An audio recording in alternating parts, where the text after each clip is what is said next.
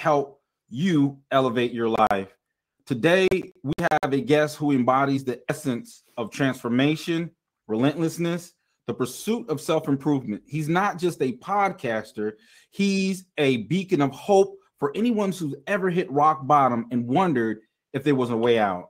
And I'm telling you, I've definitely been there. So ladies and gentlemen, please welcome Kevin Palmieri, the CFO, founder, and CEO of The Next Level University, a global top 10 self-improvement podcast that has touched the lives of over 850,000. You guys going to say a million people all across 150 countries. So today, welcome, Kevin. Welcome to the Start Thinking Forward podcast.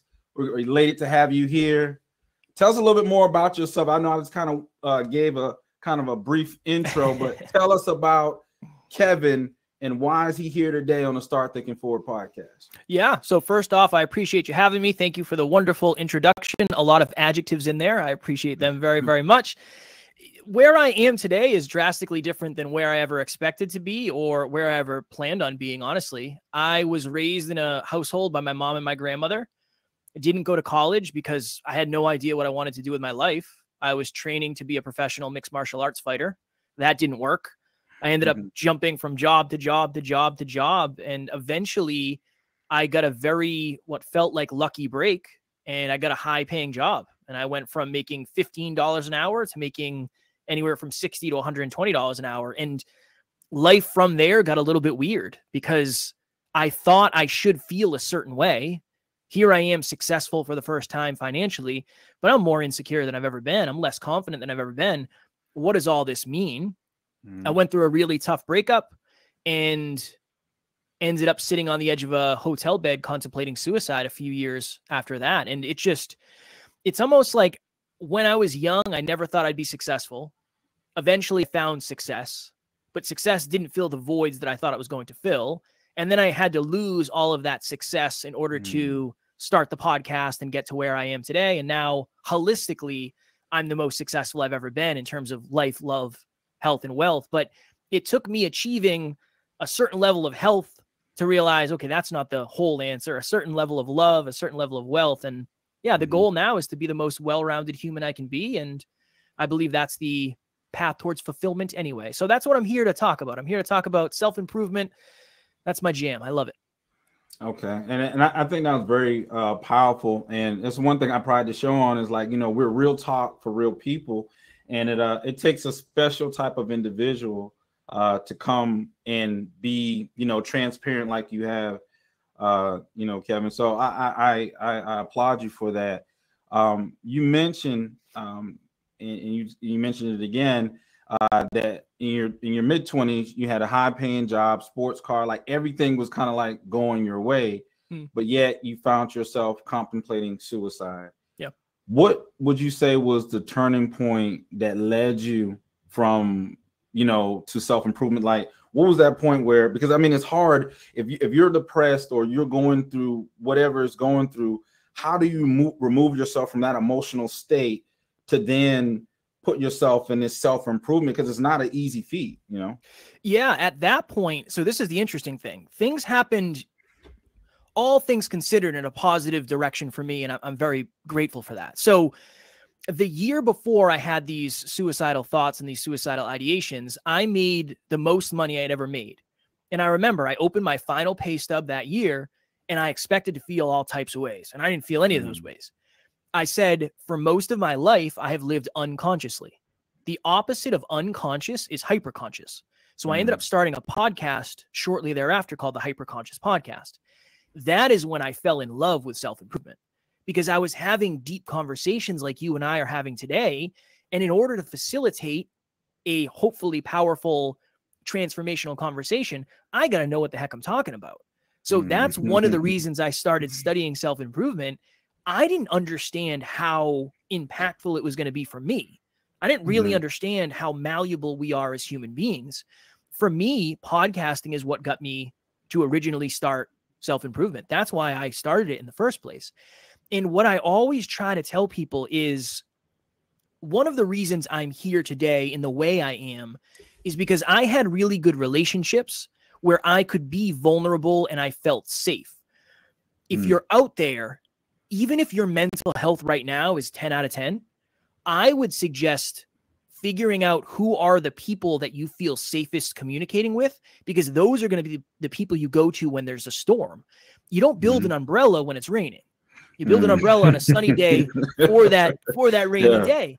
Yeah. So as much as I can say hindsight is 2020, if you're out there and you're not dealing with any mental health stuff, any anxiety, any depression, any overwhelm, right now is the time to find the people that you're going to go to when you are struggling. If you are in that rock bottom, if you're in that dark zone, that gray zone, this is a story I always tell, because I don't know if I have a better example, story, analogy. We had a gentleman on our podcast a while ago. His name's Kevin Hines. And Kevin Hines is one of the few individuals who has jumped off of the Golden Gate Bridge and survived. Kevin Hines wanted to take his life that day. He went to the Golden Gate Bridge with the intention of, I'm going to jump off this bridge and that's going to be it. And there's a lot of his story. He had a very challenging childhood. And he went through a lot of stuff.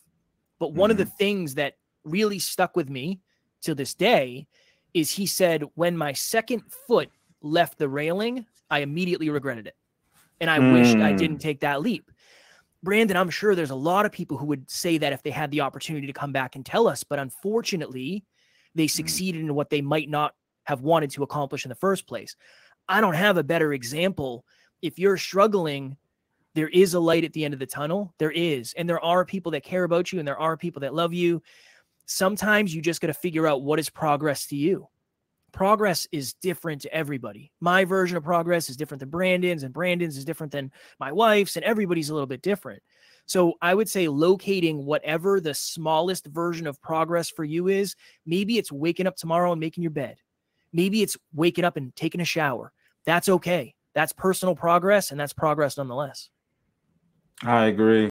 But, sometimes I'll say, Kevin, is that idea where it's easier said than done. And I know a lot of listening audience right now, they're looking at you like, well, you're successful now. You went through all that hell, but look where you're at now.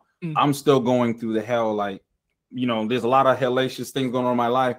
I hear it, but how do I implement that in my life? Where do I start, my journey? And that might be the question. And we're going to get a little bit more into that. But you said that you believe that the heart should be driven with no BS approach to life. You share an instance where your philosophy radically changed a situation for you. Can you talk a little bit about that? Yeah, the reason I'm so big on heart driven but no BS is because heart driven means I love you enough to tell you the truth. The no BS part is I need to tell you what the actual truth is. And I think rewind that again. Rewind that back. Yeah. Heart driven is I love you enough to tell you the truth. I love you enough to tell you the truth. And I need, in our business, in our brand, that's a piece of who we are, is we're going to tell you the truth. And I love you enough to tell you the truth. The no BS part is I'm going to tell you the truth, the real truth. So a heart driven, but no BS statement is this. And we're going to do an episode on this in the very near future. Unfortunately, some relationships are beyond repair. If you're watching or listening to this, I could give you a lot of relationship tips. Unfortunately, if the other person on the other side of the relationship is not willing to be vulnerable, to be authentic, to take ownership, to look in the proverbial mirror, that relationship may never succeed unless you decide that good enough is enough. That's a heart-driven, I am only telling you that because I want you to know the truth. The no BS is, I don't know a lot of people that are going to tell you this, really, because it sucks. And you might villainize me and you might say, Kev, you're terrible. But the reason I tell you is because I really, really want what's best for you. And there's just countless examples of over the last 6 years coaching so many people and being on thousands of calls where I've had to have those tough conversations of, look, the reason you're not growing at the rate you want to grow is because that person that you're going to bed with every night. That's it. Or the reason you're not growing and feeling fulfilled at the level you want is because of your family. Every time you come to me with a great idea, you bring them the same great idea and they crap on your dreams. That's a problem. That's a problem. So the heart-driven no BS thing really is that. It's, I think you deserve to know the truth. And my goal is to give you the truth in a balanced manner, not from a place of ego, not from a place of I have to be right, from a place of this is what would have helped me if I knew this at an earlier stage of life. Yeah, I think the biggest thing with that is like delivery. Like, how do you deliver that message? It's like it's a care package, but when you open it, it may not, it's not going to deliver the goods that you may think that you're going to get from that care package is a little different.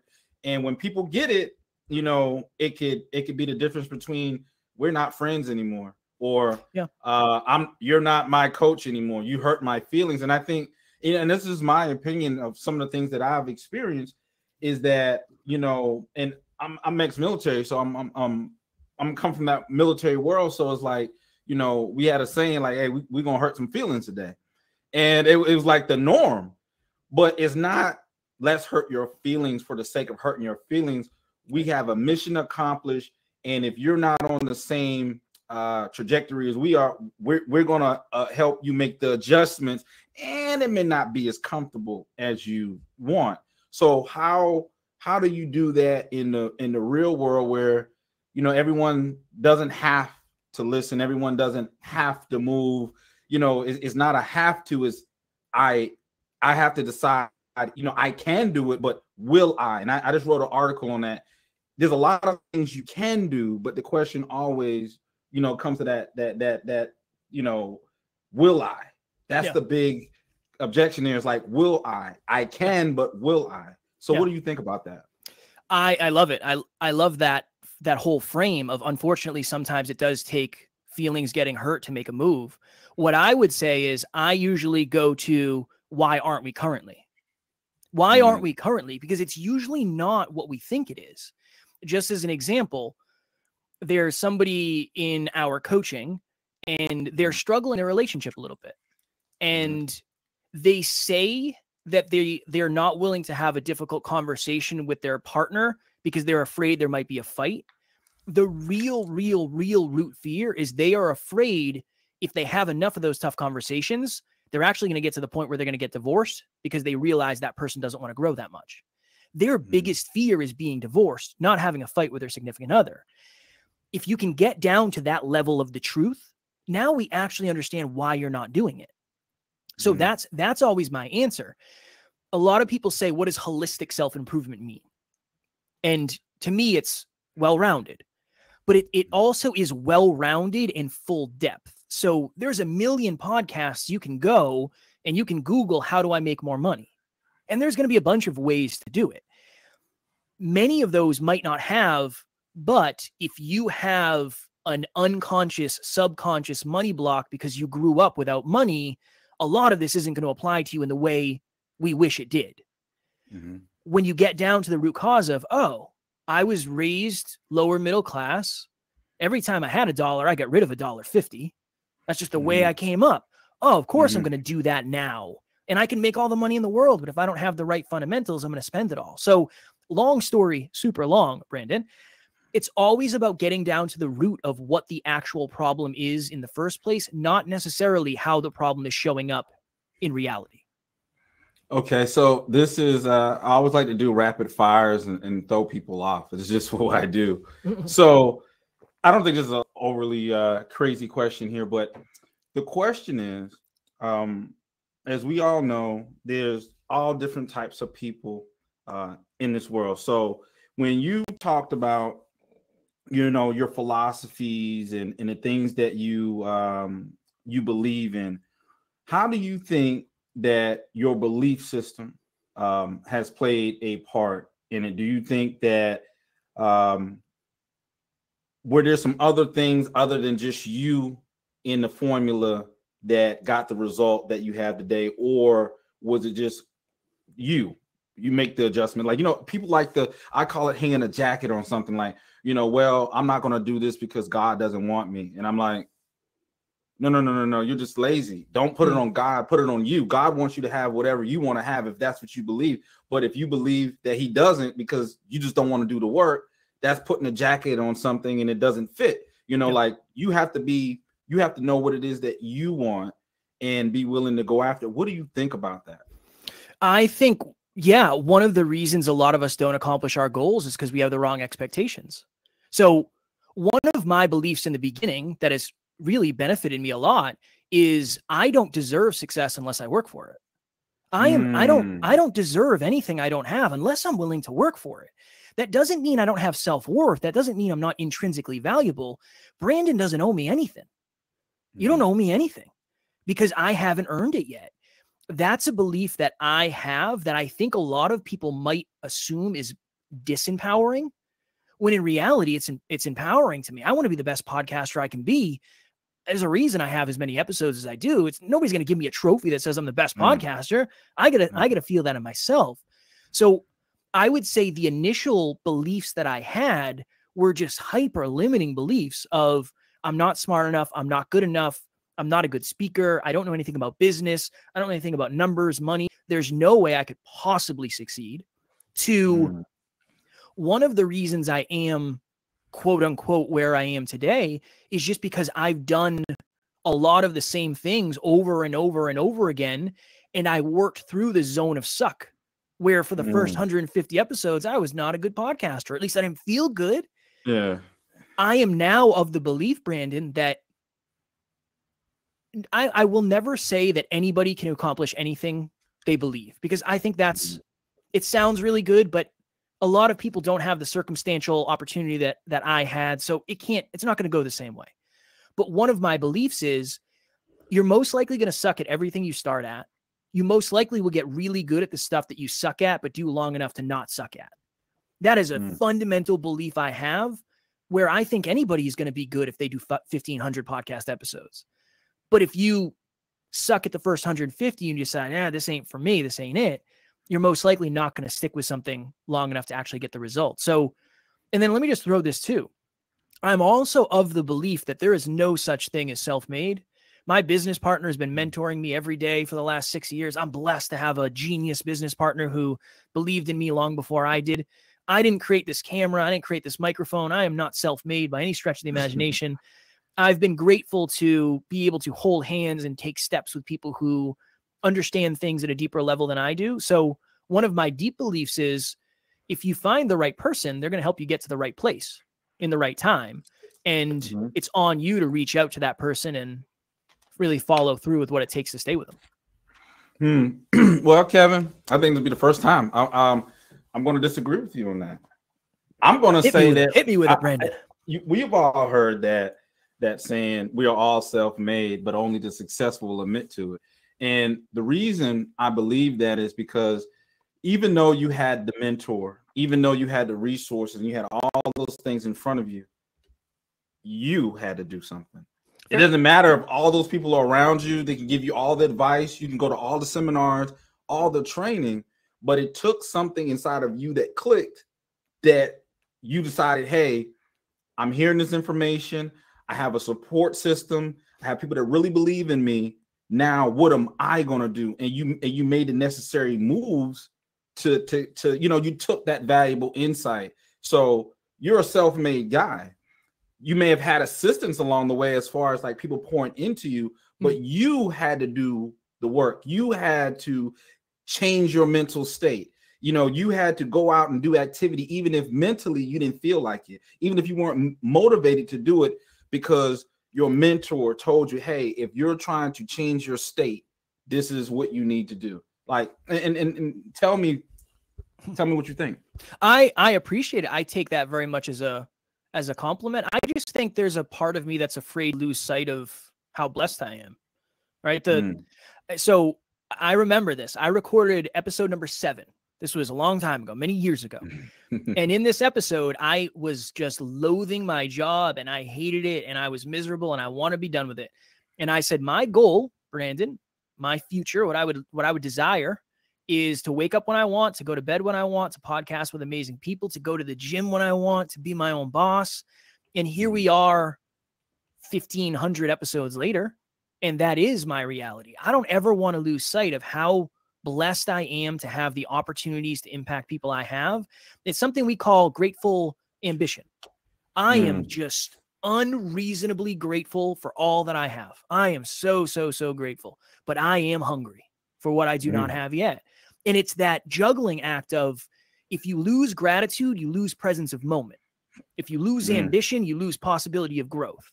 If you can juggle both of those things. So that's one of the reasons I try to stay, it helps to keep me grounded. Right? That's the goal. I don't want to get a big head. I don't, at the end of the day, I'm a podcaster. Most people don't know my name, and most people won't for a long, long time. So I'm not famous by any stretch of the imagination. I don't ever want to think I'm better than I actually am. I don't even think it's even about being better. I think when you're up here on a platform like this, it's about sharing your views, your ideas. You don't know who may see this, who you may touch, and to me that means something. I'm a big Gary V type of guy, and it's like the idea of you need to do things because it just feels good. It feels good to help another human being when you know that you've been in an emotional state, you know that you've had issues in your business, and you can offer insight, valuable insight to someone, and it's from a good place. It's like, it's not coming from a place of, yeah, I'm the sugar honey iced tea, I know more than you, I'm just this genius guy, you need to listen to me. No, it's coming from a humility. It's like, hey, I really want to be there for you, I want to help. And what I've discovered, and this is something from Jim Rohn, and it's this idea of if I continuously go out and be to others what I want for myself, eventually I'm going to get someone that's willing to deliver on those things for myself as well, to help me facilitate my business. So that's my philosophy, is I want to be to others what I need for myself. And that's what I always strive to do. So, I love it. I love it. I love it. All right. So next, Kevin, we're going to talk about, you emphasize the importance of consistency. Can you share a story where your consistency efforts turned seemingly impossible situations into a triumph? There's a million. I'm making mistakes and failing forward every single day. I would say probably the best example is, us, the podcast. We do 7 episodes a week. And since we started doing 7 episodes a week, we have never missed an episode. We will never miss an episode. If I'm traveling, we record 14 or 20, 21 in a week, just so we can have a buffer. That has given me the competence to do 7 episodes a week and then go on 10 other podcasts and do a speech and do a summit and then do 15 coaching calls. The consistency of being under pressure for such a long period of time has helped pressure seem a little bit less challenging. That's one thing. And then I would use this as an example. If Brandon and I talked right now and Brandon said, hey, Kev, can you do the splits? Get down on the floor. I want you to do the splits. Let's see how flexible you are. And I said, I can't do the splits today, but I will bet you $1 million I can do the splits this time next year. I'll come back. I'll see you. I'll be able to do the splits. The only reason I know I'd be able to do them a year from today is because it gives me 365 opportunities for consistency. But if I only did it once a week, that's only 52 times. That's not that many in the grand scheme of things. If I do it twice a week, maybe I'm a little bit closer. The best way to actually accomplish that would be to be as consistent as humanly possible, which means to do it every day. Success is hard enough. Success is hard enough, but it's almost impossible to do the right things once and find success. It doesn't work that way. Most of us aren't going to be overnight successes. We're not going to go viral. It just doesn't work that way for the vast majority of us. But if you can find the right thing once and then do the right thing every day, I'm willing to bet you will be very, very successful, because most people just struggle with that. The shiny object syndrome. We're getting our attention taken in all places. So the best example I can give is, the podcast. And I have learned for at least 30 minutes, whether it's a TED Talk, audiobook, video podcast, wherever it may be, coaching session, every single day for the last 5 years. I haven't missed a day. That has given me opportunities that I never dreamed of having, and conversations that I was actually able to hang in that I never expected to. That's something that seemed impossible to me at one time. Now it's something I've done every day, and it just becomes part of who you are. So consistency is everything. It's really hard to win. Never mind not being consistent while you're doing it. Yeah, I agree with you. Because I'm looking at your numbers to have 1,500 episodes. And how many years have you guys been doing this? I started in 2017. Yeah, you put me to shame, man. No, that's Hey, the goal. That's the goal, you know? yeah. At the end of the day, and that's what I like. Because I'm a competitor, and but one of the things that I realized, even as a competitor, life can beat you up a certain type of way, and you can get away from the things that matter. You can get away from your gifts. And I know me speaking and doing this is a gift that God has given me. But at the same time, I have not been consistent. I've been doing this, getting ready to be a decade. I don't have nowhere near the amount of episodes you have. So what have I been doing? You know what I'm saying? Like, what have I been doing? And it just reminds you of how hungry are you? And I think when I look at and I talk to these stories, to entrepreneurs, like, you know, my situation is different. But at the end of the day, when I started the Start Thinking Forward podcast, the Hump Day Motivational podcast, and all these different podcasts, it was from, I don't care about money. I just want to spread a message of hope and inspiration.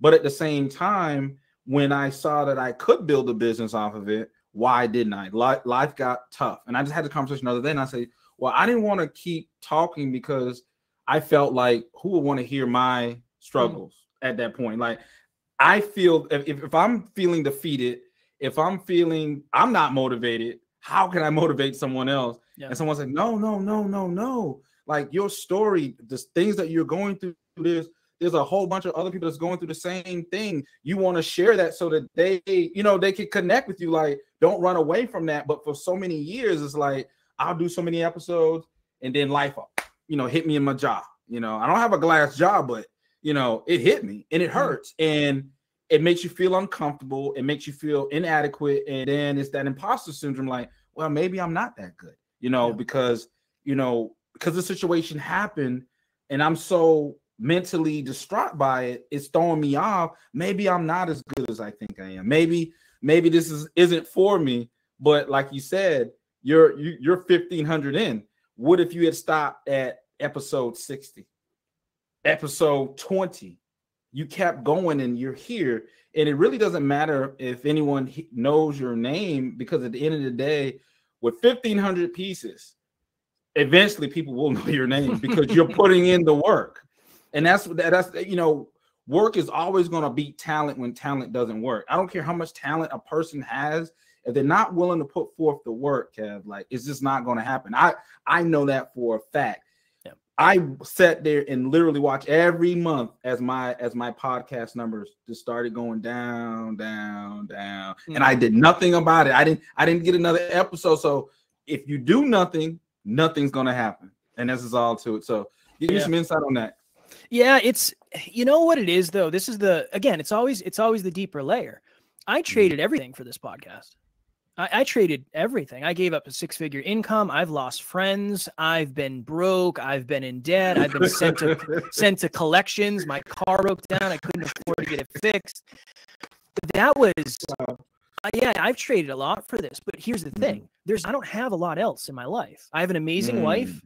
I have an amazing business partner. We have a team, but like, the vast majority of the time, you're going to find me sitting in this chair, just giving it everything I got, no matter if it's one person. It's I'm all in on this. There is no plan B. If this doesn't work, I have to make it work. So, but that speaks to the goal underneath it. The long-term goal of this is to have the most successful podcast in the self-improvement space. That's why we do things the way we do. That's why we do an episode every day. So just because your goal isn't the same, it doesn't mean your approach should ever be the same. And I think that's important, right? That's a very important thing. A lot of people say, oh, Kev, you're going to get burnt out. You work too much. I don't work enough to accomplish the goals I have. Unfortunately. Trust me, I wish I did. I'm there with you. Yeah. Right? Or somebody will reach out and say, why did you, on the podcast, you mentioned how you're out of shape. You're in really good shape. Not compared to what I know I could be. No, that's my goal. And I'm not putting that on anybody. You don't have to want what I want. I don't suggest most people do, but just that hunger for me is, I'm not supposed to be here. I was the kid who wasn't smart enough to go to college, was never supposed to be where he is today. I have that chip. I don't have a chip. I have the whole bag of Doritos on the shoulder. As long as you can use the chip in a positive direction, in a positive manner, I think it's good to have. And I'm sure you had other stuff going on. So it all depends. We all have different priorities. So how do you maintain that consistency? What is your coping mechanism, when times get tough? Because at the end of the day, not everyone is as mentally astute, as mentally tough. Everyone doesn't have that intestinal fortitude to dig deep, to bring something up out of them that they probably most likely never seen, never experienced, and never will unless they take drastic actions to get themselves in a different environment. So one of the best things you can do is create massive accountability. So we literally set in our intro, self-improvement in your pocket every single day from anywhere on the planet, completely free. Every single day. It's in the intro, it's in the branding, it's in everything we do. I'm telling you, if you're watching or listening, I'm going to be here tomorrow. There's that subconscious pressure that goes on that. That's part one. Part two, I have a business partner who won't let me miss. He has a business partner who won't let him miss. If one of us is down and out, it doesn't matter. The other person's there to shoulder the weight. If both of us are down and out, we will crawl through the mud together and just put something out. Is it going to be a masterpiece episode? Not always. No, not always. Those are two big things. And then I would say this too. Right now, your identity is either serving the purpose of your goals or it's not. I have never quit tattooed on my arm. And that's been my motto for a long time of I am the type of person who can handle more suffer than most. That's just become part of my identity.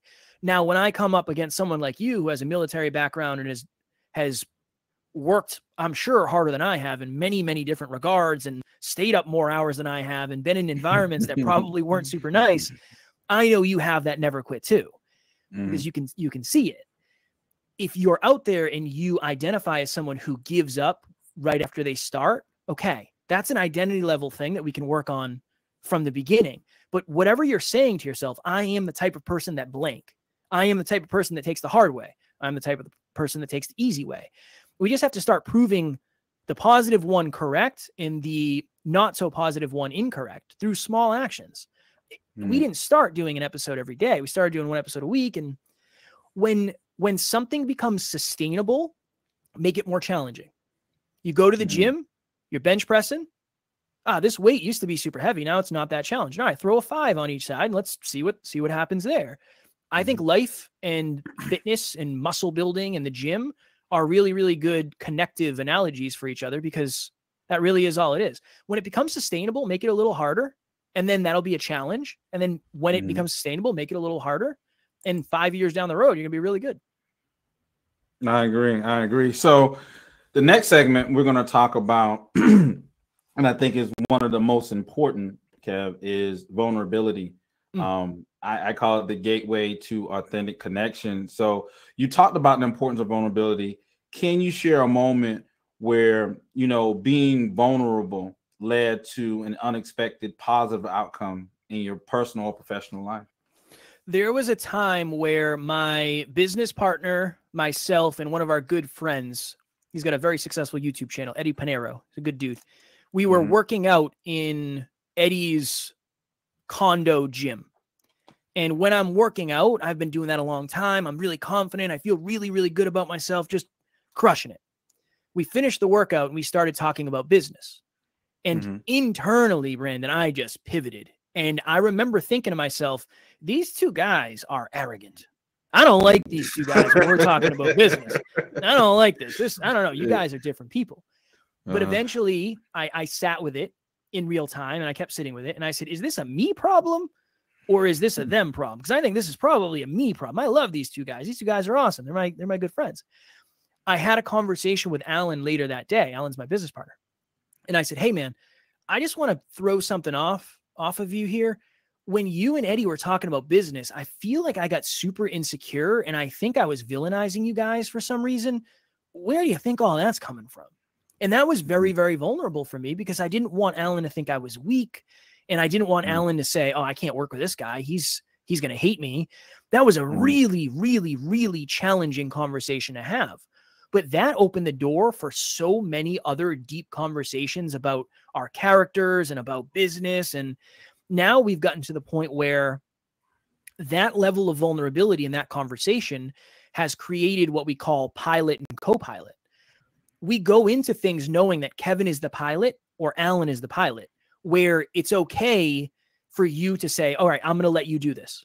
All right, Brandon, we're putting together a logistic plan. I know you have more experience with that. I'm just going to let you pilot. Let me know what you need. It's created that opportunity for me to say, hey, man, and this is vulnerable. Hey, Alan, you're way better at this than I am. And vice versa. Hey, Kev, you're way better at this than I am. Or giving a gentle push and saying, hey, no, you're good. Let me be the pilot here. You know, I've done this more than you have. Just let me pilot this. Please, give me the space to do that. That's a vulnerable conversation to have too. But a lot of that came from sharing what I was terrified to share with Alan that day.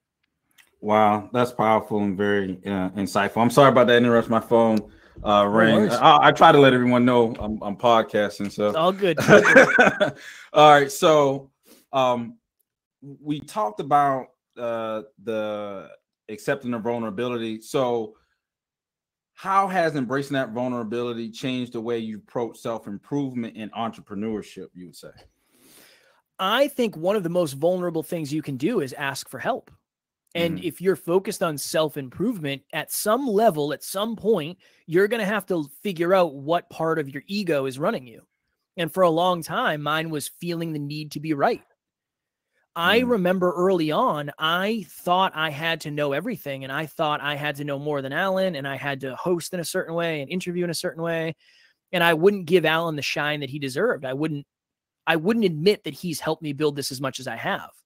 So that vulnerability for me has allowed me to connect with people at a deeper level, and it's allowed me to live in the truth. And when you live in the truth, things go to the places they're supposed to. I'm not supposed to be coming up with our business plan. Alan is. Alan's not supposed to be titling our podcast episodes. I am. So it's allowed us to achieve a different level of results and success than we would have, because when you live in the truth, you do things more truthfully. And I think you're just more in alignment and you get more realistic results. So yeah, that's what I would say. And do you think that's a part of that is partially because you guys have been working with each other for a while, or do you think it's everyone on the team kind of being vulnerable and putting, hey, these are my strengths, these are my weaknesses? And I mean, what would you describe that as? Because everyone, that's not easier. That's not as easy. People hearing that, like we all know, it's not as easy to put that type of cohesion together that match that well. It's easier when you do it around the right people. I think it's a culture thing for us. We have a bi-weekly team call with our team, and there's always someone crying. And more often than not, it's Alan or me. So that's a routine thing. The team sees us cry all the time, because I think if you lead by example, if you're the type of person who's willing to show your vulnerability, the people around you will show their vulnerabilities to you.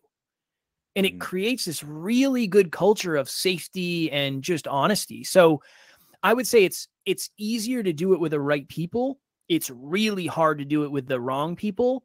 But Alan and I we've been through a lot together, and we were both raised without our fathers, and we were both broke at times, and we've been made fun of for this journey. So we share a lot of similar traumas that really brings us closer together. And at this point, we've talked about pretty much everything. So it's not bad now, but in the beginning it was more challenging because you're feeling someone out. What's Brandon going to say when I say this? Like, let me test the ice here. Oh, okay, that one okay.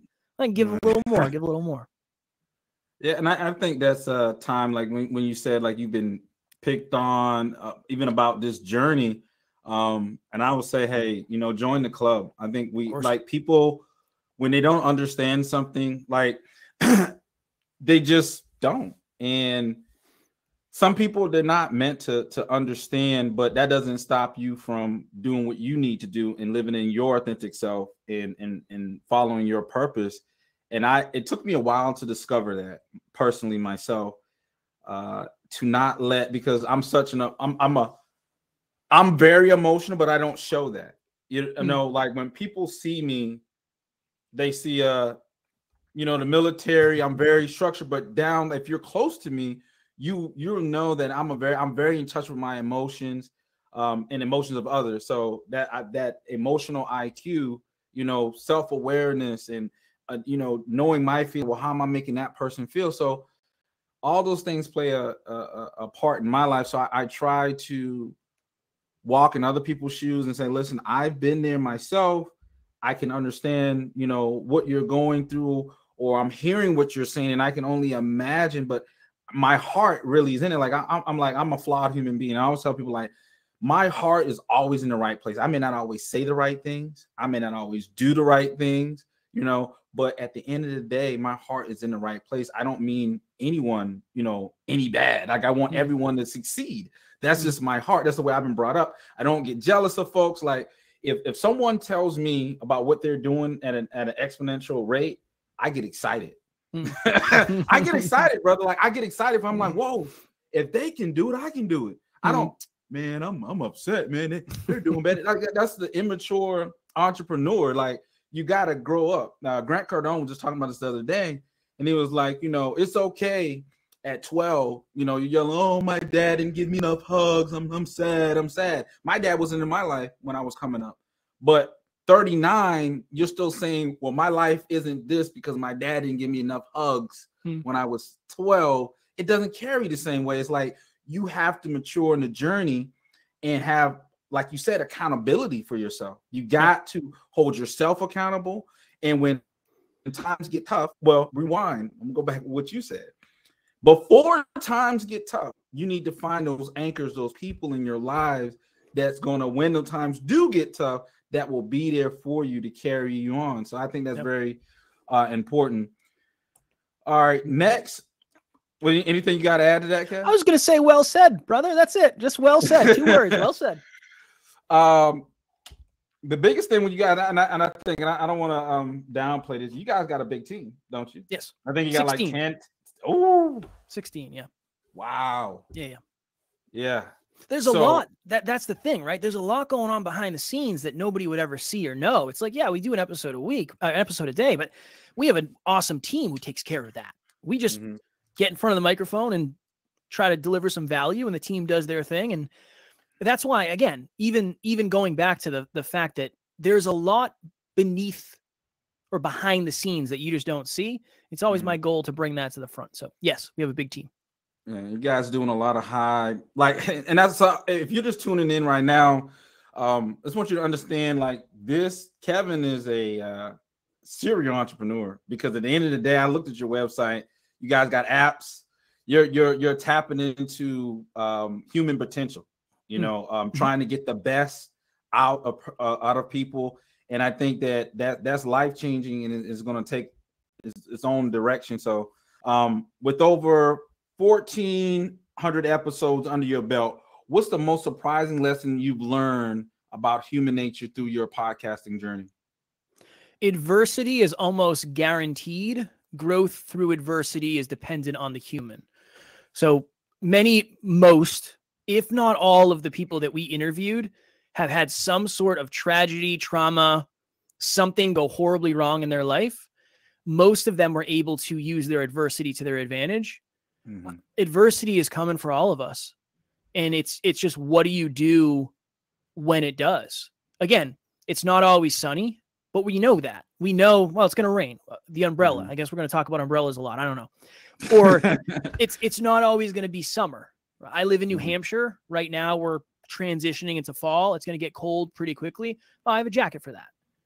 I have a jacket for that. That's my ability to overcome the adversity. So your adversity can be your advantage as long as you have the self-improvement, the self-awareness, the community, the understanding that you can actually leverage your adversity as your advantage.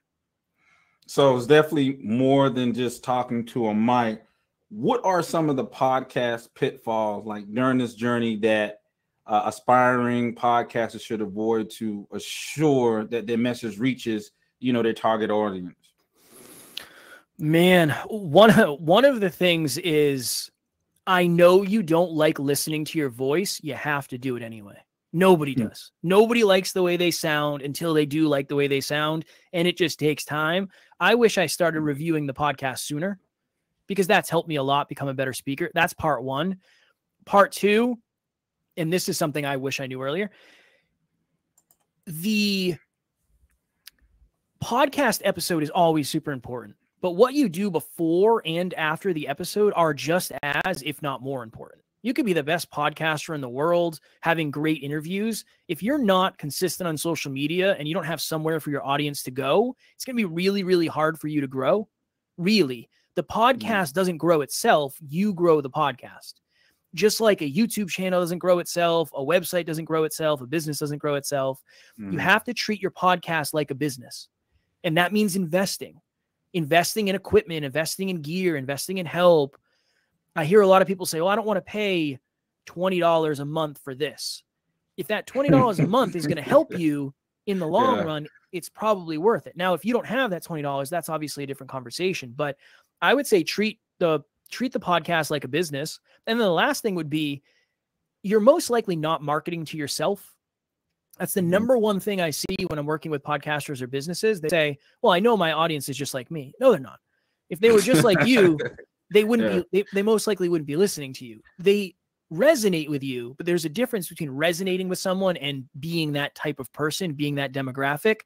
So take yourself out of the project for a minute and say, is this actually accomplishing the goal and the result that I want it to? That's a really hard conversation to have. And then the last thing I would say is, what we study, we get better at. So if you haven't studied speaking, if you haven't studied interviewing yet, it's probably two places to put some dollars, because becoming a better speaker and interviewer is obviously going to help your podcast as well. Yeah, absolutely. That's for sure. We're getting ready to I got a couple of more questions for you. Okay. So entrepreneurship, the road less traveled, right? You've mentioned that you struggled in an integral part of success. Can you share a specific struggle that turned out to be a blessing in disguise during this journey? 2019, I actually found a slip from this the other day. In 2019, I was 1 year full-time as an entrepreneur, and I was so broke that my car was breaking down. I couldn't get it fixed. I don't know. I was months over an inspection and registration. My brakes were broken. My car would literally stall at red lights. It would just shut off. It was brutal. Oh, it's like a scene from a movie. And I couldn't pay my car insurance. And I actually got sent to collections. And they were chasing me down for this money. And I was like, oh, this is going to screw up my credit. It's going to be a whole thing. 2019 was the year that I learned the most about money and sales. And here we are today. And the department that I run in our business is a multiple six-figure business on its own. I would not have known any of the things I know today if I didn't have the necessity to learn a thing that I had determined wasn't important. I had a very negative association with sales. Sales to me seems sleazy and it's gross and I don't want to do that. Then I realized that sales is just you offering a compelling solution to somebody who is looking for the solution that you're offering. It's really all it is at the end of the day. It's adding value to somebody's life in exchange for something, not necessarily money. So yeah, being the brokest I had ever been was also directly connected to me learning the necessary skills to become the most financially free I have ever been. Wow. That's interesting. So what would be the most like counterintuitive piece of advice you would give to someone who's just starting their entrepreneurial journey? The most counterintuitive I would give? It's more important to be wildly specific and understand what you're terrible at than to be wildly specific and understand what you're really good at. Because I think there's a lot of us who delude ourselves into thinking we're really good at something when we're really terrible at it. And it's not serving you or anybody else for you to try to get way, way, way, way, way better at that. I would say go all in on what you're already pretty good at, because that will create an opportunity for you to flush out the terrible things and maybe improve them later. That, as somebody who is trying to be as well-rounded as humanly possible, I think in the beginning, it's okay to go all in on one thing. You can always round out later. Absolutely.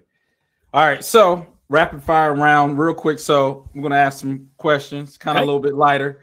If you can go back in time, what's one piece of advice you would give your younger self that you wish you knew earlier? You are way more malleable than you understand. Just because you are the way you are today does not mean you can't be something different in a year.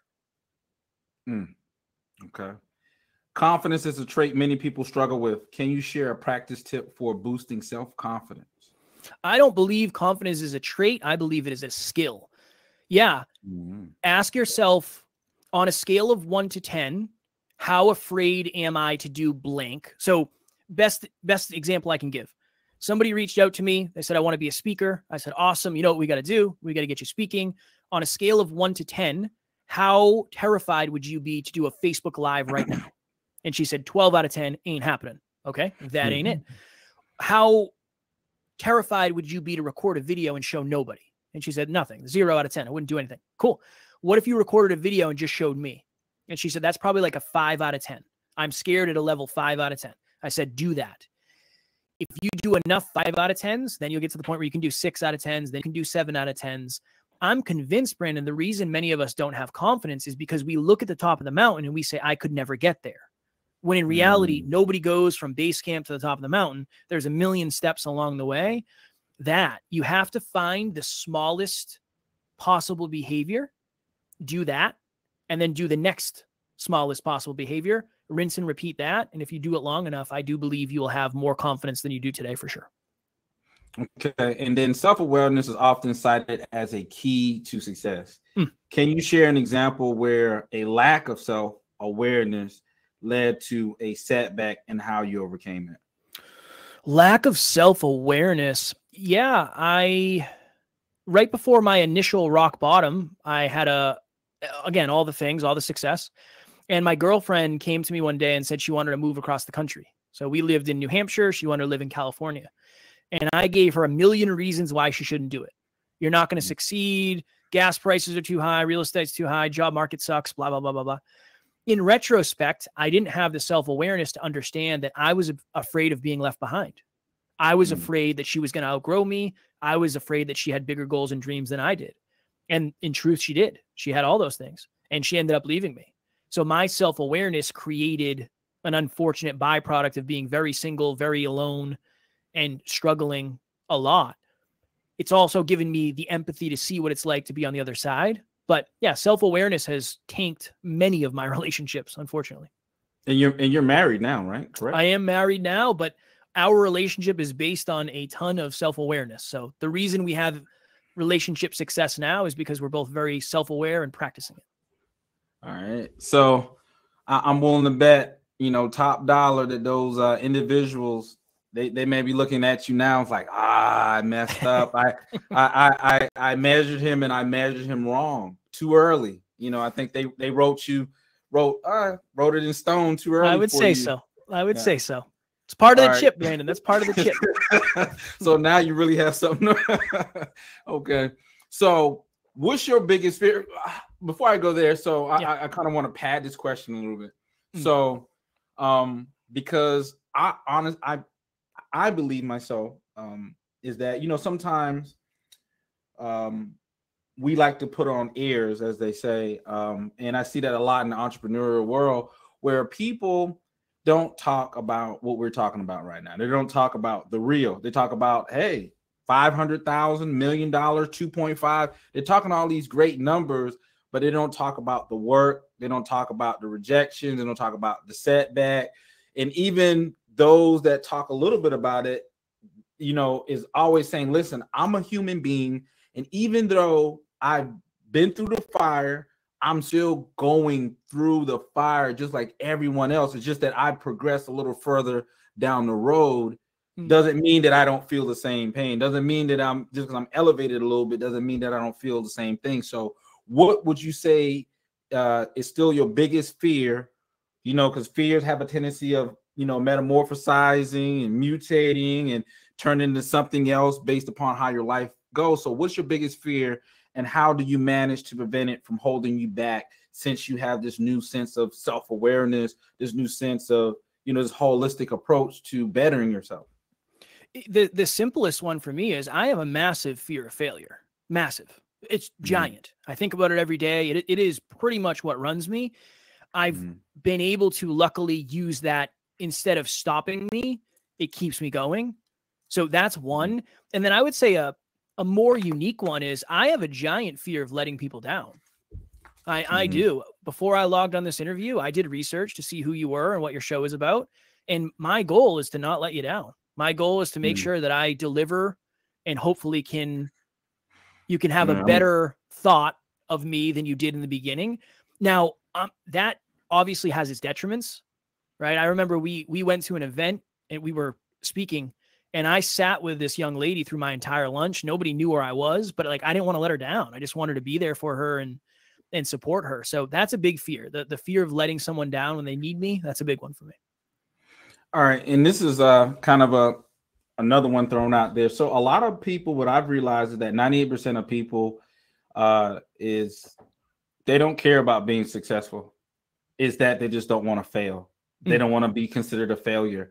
And that changes things when you look at stuff like that, where if a person had a choice, do you want to be successful? Well, I just don't want to fail. I just don't want to look foolish. I don't want to look crazy. I don't want to, look inadequate, whatever that is. But people are more focused on not failing than trying to succeed. What's your insight on that? I would disagree with you, Brandon, on that. Oh, what I've actually realized is more people are afraid of success than I ever realized. I've met so many people who they're self-sabotaging themselves so they won't actually be successful. And that has been mind-blowing to me, because to me, yeah, I'm afraid of failure, but I'm hungrier for success than I am afraid of failure, because I'm focused on impact, right? I'm here to impact. That's why I'm sweating through my sweatshirt right now. I'm giving it everything I got. It is what it is. Like, that's just who I am. But there's people out there that quite literally every time they grow and they achieve a new level of result, they outgrow people and they get villainized. And that becomes their paradigm. When I grow, I get pulled down or I get smacked. I'm not going to grow anymore. And the last thing I want to do is be successful. How many people are going to come out of the woodwork then? So yeah, that would be my argument. Not really an argument, but I would say the other side of that, the fear of success is way bigger than I think most people realize. Wow.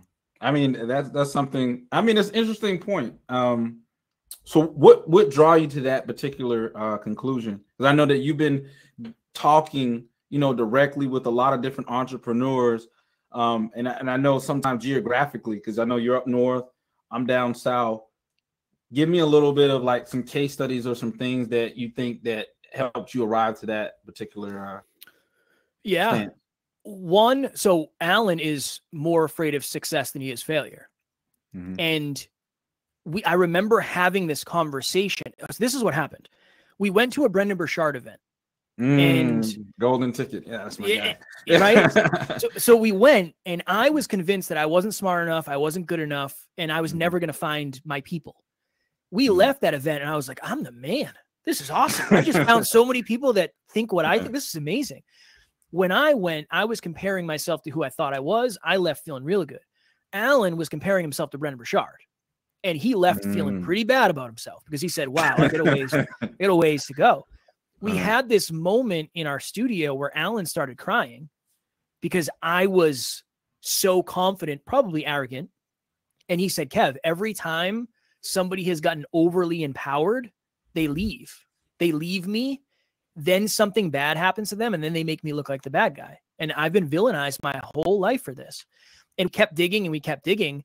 And at that time, Alan was really, really good at everything he was doing, but he was kind of behind the scenes with a lot of it.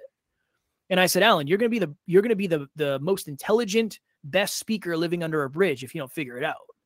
And that was really a tough conversation for us, but that broke that loose. And then I've just seen this.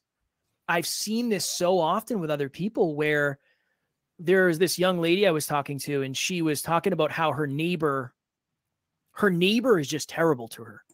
When she sees her outside, she's like talking trash about her, and she's just not a good person. And I could tell by the energy. I said, every time you grow, and she's very wealthy, every time you grow and you get better, yes or no, you get more villainized. And she said 100%. And I said, that's why you're afraid to show off all the amazingness you've created in your life. And she said, oh my goodness, I'm afraid of success. I said, yeah, you're more afraid of success than you are of failure. So it's just seeing it over and over and having those conversations with people behind the scenes. You start to see the pattern of some of the most extraordinary people are really, really, really afraid of success. And they're extraordinary, but they'd be way more extraordinary if they broke free of that. That's great insight. That's great insight. So, I don't want to let you go, Kev. I mean, this has been a pop. I'm on my way. Send me the address. I'm coming down.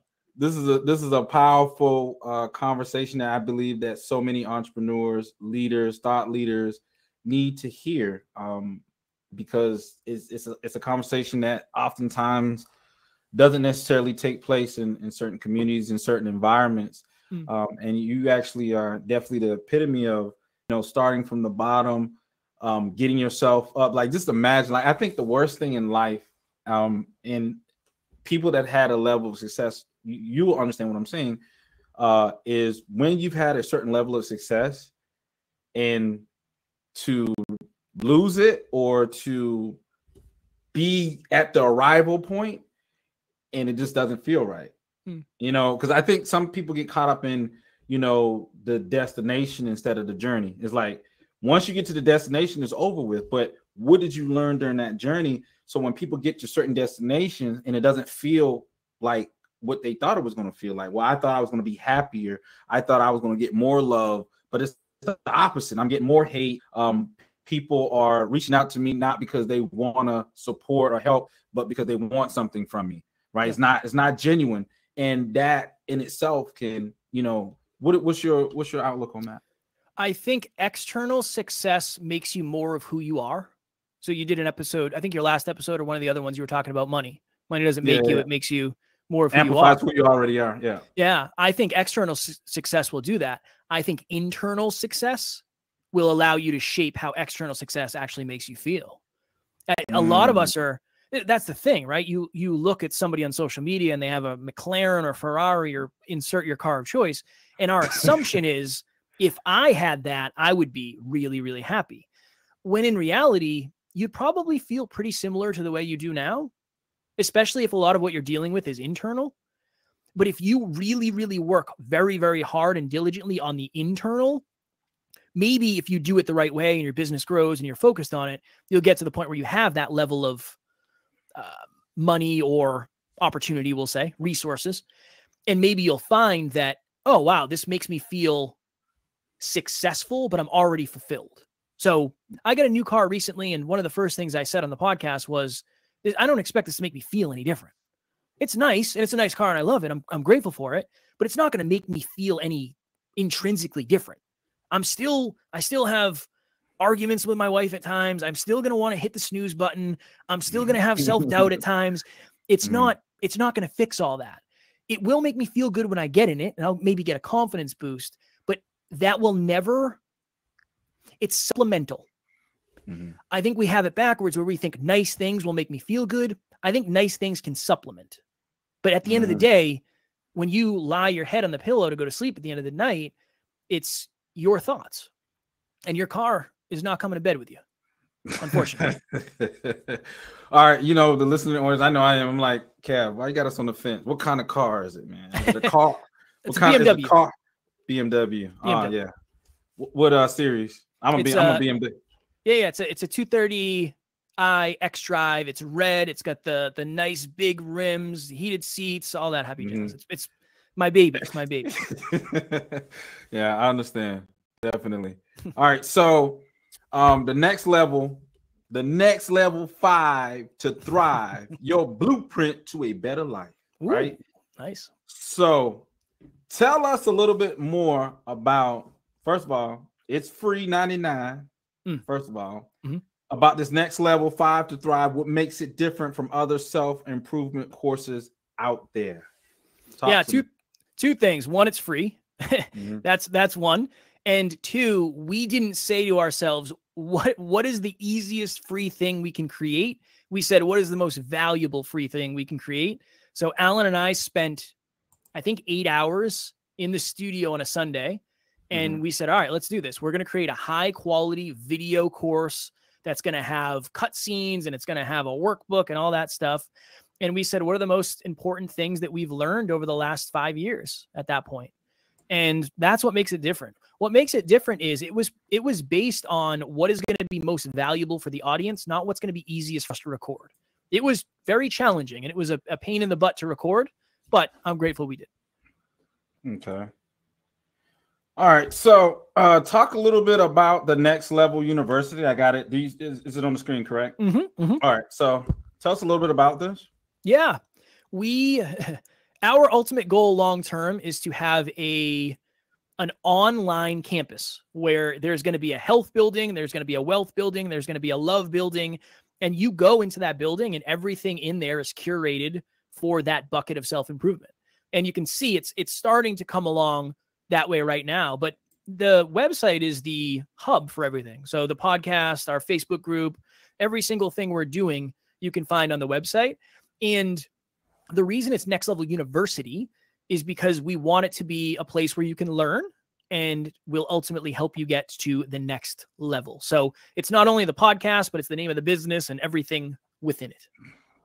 So you're not just only built a business, you built a brand around this. Yeah. And one of I had a recent guest. That's one of the biggest things that they talk about is like, building your brand, not just the business, because, a business can go out of business, but when you build a brand, it's more sustainable. So I thought that was very interesting. Yeah, for sure. And then last but not least, I thought this was interesting when I saw this. I was like, whoa, these guys are building tech over here. So talk a little bit about this app. Yeah. So Alan started tracking habits, I think 8 years ago. I started tracking habits maybe 5 years ago.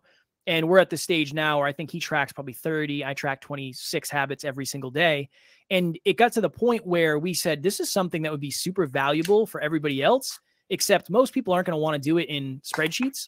So what if we created an app to help people be more consistent? If we could do that, we'd be able to help people with our coaching. We'd be able to give it to people for free and they could do it through the podcast. So Optimal is an app to help you track your habits and to stay more consistent, to stay more accountable. There's like a leaderboard and all sorts of different stuff. So again, another opportunity to get a little bit better every day and have the accountability to keep it top of mind. Exactly. So with that being said, like, is there any other parting? Let me put this back up. Any other things that you would like to share with the audience right now? The last thing I would say is your reality becomes the parts of your imagination that you hold on to and pour into the longest. In 5 years, your life is going to look different than it does today. It will either be by accident or by design.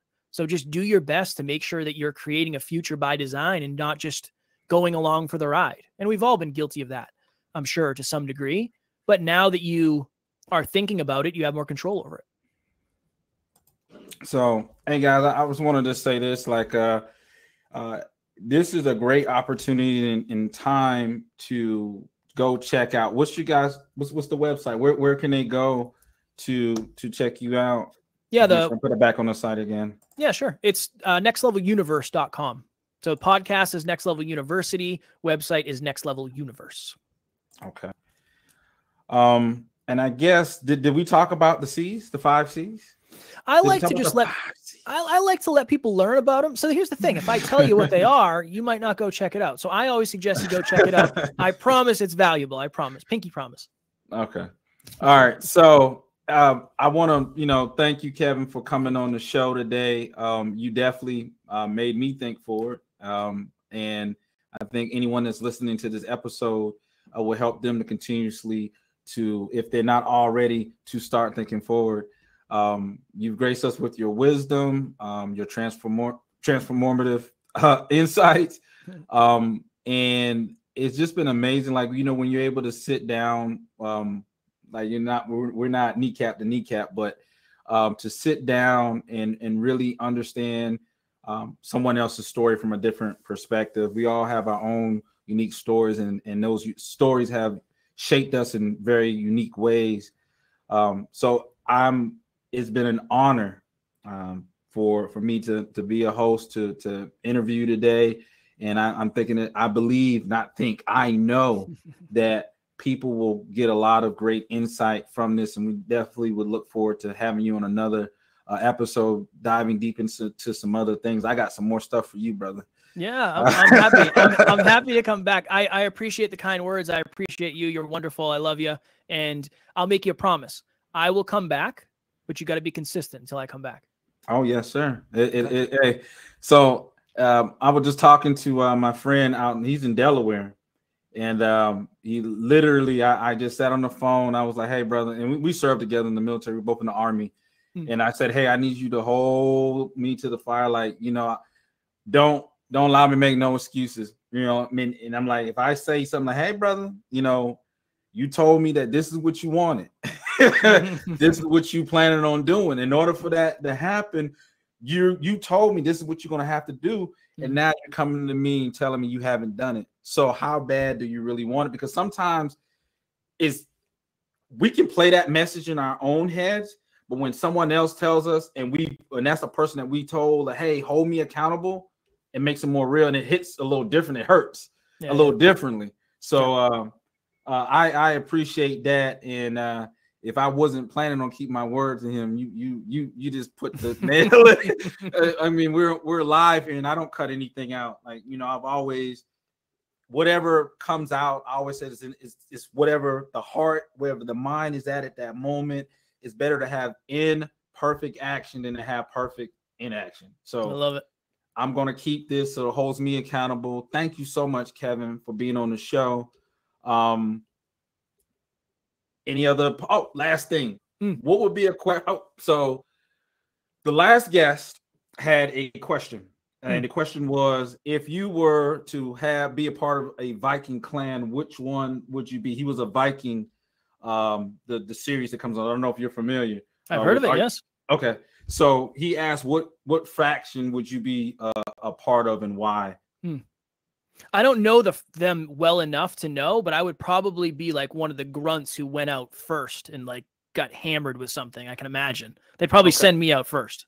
So when we post this out, could you just, once you look into it and see, because and I don't want to ruin it, and then we get right in. So if you could find out which clan, which faction would you be a part of when it comes to the Viking and why, and then once we post it, like, we could comment about, hey, this is what I would be and why. Done. Last thing would be, what would be a question you would ask the next guest? Ooh, what? Okay. Wow. If you could fill an Olympic swimming pool with anything and jump in, and you had to eat your way out of the pool, what would it be? That's my question. Yeah. What do you think of that? You said, they made it difficult for me. I'm gonna make Hey, Kevin, man, I appreciate it. Thank you so much for being a part of Start Thinking Forward show. And we're tapping out. Hey guys, check us out. Thank you so much for joining.